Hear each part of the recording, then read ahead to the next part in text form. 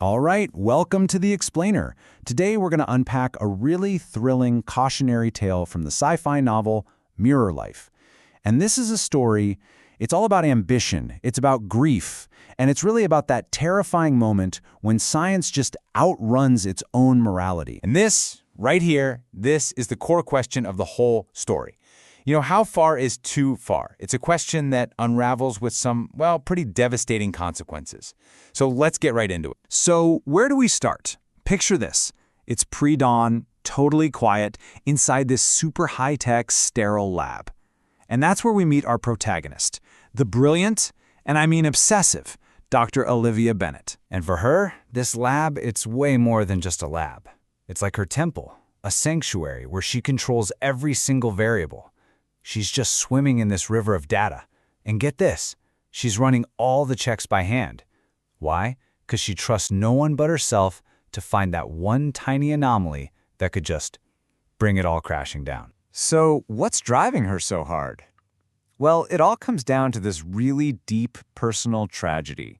Her younger sister, Amy, died from an antibiotic-resistant infection, one that science, with all its power, just couldn't stop.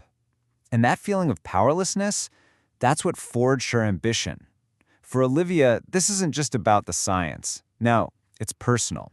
It's a promise she made to her sister. Okay, so to really get what Dr. Bennett is doing, you need to understand this one key concept. All life on Earth, everything, is biochemically left-handed.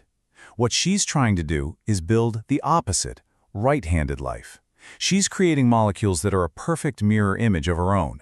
And because they're a mirror, they'd be completely invisible, totally immune to every virus, every parasite, every pathogen we know. You can see the goal, right? To make sure nobody ever suffers the way Amy did. It's a beautiful, brilliant idea, but man, it's got a really terrifying shadow. So after years of just relentless, nonstop work, she and her partner, this really charismatic guy, Dr. Lucas Aldridge, they finally do it. They achieve the impossible. They create a stable, self-replicating mirror protein. This is the breakthrough that could literally change everything. Or, break it all. Now, a discovery this big, it's not going to stay in the lab for long. Of course not. Bennett and Aldridge, they take it straight to the world stage. They're at this huge scientific conference, and they are ready to unveil a brand new form of life. And their presentation is it's stunning. Aldridge, he's the showman, right? So he gets the audience all hyped up, and then Bennett comes in and drops the hard science. The grand finale, a time-lapse video. And it shows their little mirror organism just effortlessly surviving this massive viral attack that completely, utterly annihilates the standard cells next to it. And the data, well, you just can't argue with it. The standard cells, wiped out, 0% survival.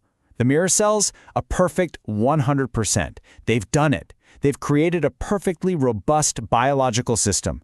And the room, it just erupts.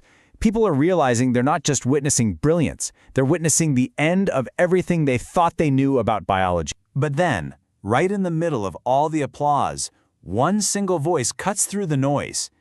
It's Dr. Gabriel Torres. He's an ethics specialist, and he stands up and asks the first, truly chilling question about the consequences of all this. And just like that, the battle lines are drawn. You have Torres on one side, warning that they've basically created a perfect, unstoppable invasive species, and escape, he says, could be an apocalyptic plague. On the other side, you've got the super ambitious Dr. Victoria Sinclair, who just dismisses it all as fear-mongering. So the threat is out there, it's been named, but ambition wins. The warning gets shoved aside. But that question, it doesn't just go away. It kind of hangs in the air as Bennett, more energized and determined than ever, pushes her team to start the next phase of experiments back at the lab. And this, right here, is where all the theory stops and the terrifying reality starts to kick in. This is when her much more cautious colleague, Dr. Raj Patel, speaks up. Now, Raj is the voice of restraint in the group. He's the guy who checks the math 3 times, then checks it again. And he has this feeling, this deep sense that they're about to cross a line, one they can never, ever uncross. So, what do? They put a single mirror microbe into this bioreactor full of nutrients, and almost immediately, the whole thing just spirals out of control. The replication rate, it doesn't just meet their projections, it blows right past them. It's accelerating way beyond any conceivable safety limit. This thing is just burning through its food source at a speed none of their models could have ever predicted. And this reveals a really chilling new truth. The organism isn't just robust, it's not just surviving, it's actively, aggressively consuming its environment. It's not just alive, it's hungry. And every single safeguard they built fails. Those kill switches they so cleverly engineered into its DNA? Totally useless. The growth is completely out of control, and the team has this dawning, horrifying realization their creation isn't just succeeding, it's actively outsmarting them. Even Bennett has to admit, it's working too well. You know, this moment is really the story's second huge turning point. The first was creating this life. The second, it's losing control of it.